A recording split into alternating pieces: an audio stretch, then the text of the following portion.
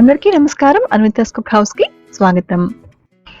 ఈ రోజు మన స్పెషల్ రెసిపీ మనమందరూ ఎంతగానో మిస్ అవుతున్న స్ట్రీట్ ఫుడ్స్ లో ఒకటి మసాలా బటానీ చాట్. ఈ రెసిపీని మనం అందరికీ ఫేవరబుల్ గా ఉండేలాగా, ఈ లాక్డౌన్ లో అక్యుములేట్ అయిన ఫ్యాట్ అంతా కూడా తగ్గేలాగా, హెల్దీ స్టైల్లో డయాబెటిక్ పేషెంట్స్ కి, కిడ్స్ కి అందరికీ ఫేవరబుల్ గా ఉండేలాగా, టేస్ట్ లో ఎటువంటి కాంప్రమైజ్ అవ్వకుండా కంప్లీట్ టిప్స్ అండ్ ట్రిక్స్ తో ఈ వీడియోలో చూద్దాం.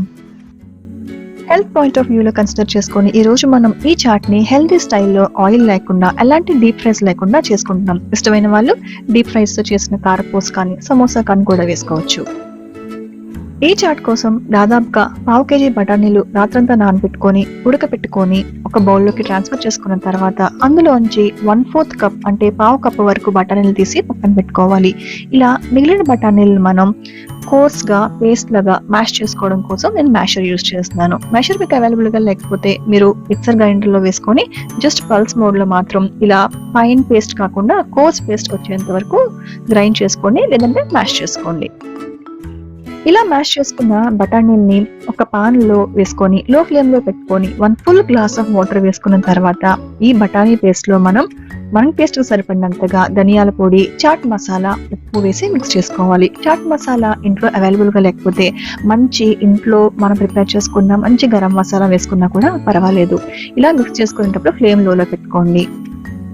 ఇప్పుడు 1.5 టేబుల్ స్పూన్లు కారం, కొంచెం అల్లం వెల్లుల్లిపాయ పేస్ట్ వేసుకొని మళ్ళీ ఒకసారి మిక్స్ చేసుకుందాం. ఇవి ముందే వేసుకుంటే అడుగు పట్టి మనం వేసుకున్న ధనియాల పౌడర్, చాట్ మసాలా అంతా బఠానీకి పట్టకుండా మాడిపోతుంది కాబట్టి లాస్ట్ లో వేసుకోవాలి.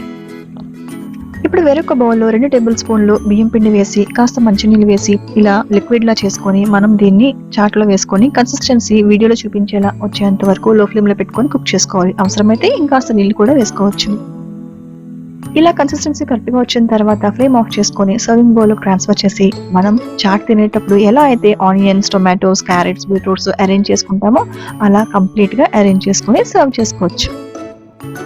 ఈ చాట్ మనం ఆయిల్ లేకుండా చేసుకున్నాం, అలాగే పొటాటో కూడా లేకుండా చేసుకున్నాం. ఇది కిడ్స్ కూడా చాలా హెల్దీ, ఎందుకంటే మనం ఇందులో టొమాటోస్, క్యారెట్స్, బీట్రూట్ అంత హెల్దీ ఫుడ్ మనం యూస్ చేసాం కాబట్టి ఈ చాట్ మీరు కూడా ఒకసారి ట్రై చేయండి. టేస్ట్ లో మాత్రం ఎటువంటి కాంప్రమైజ్ ఉండకుండా చాలా టేస్టీగా ఉంటుంది.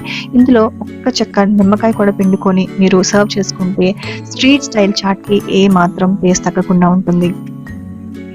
ఈ రెసిపీ ఫస్ట్ టైం చేసిన పర్ఫెక్ట్ గా రావాలంటే ఈ టిప్స్ అండ్ ట్రిక్స్ కూడా ఫాలో అవ్వండి.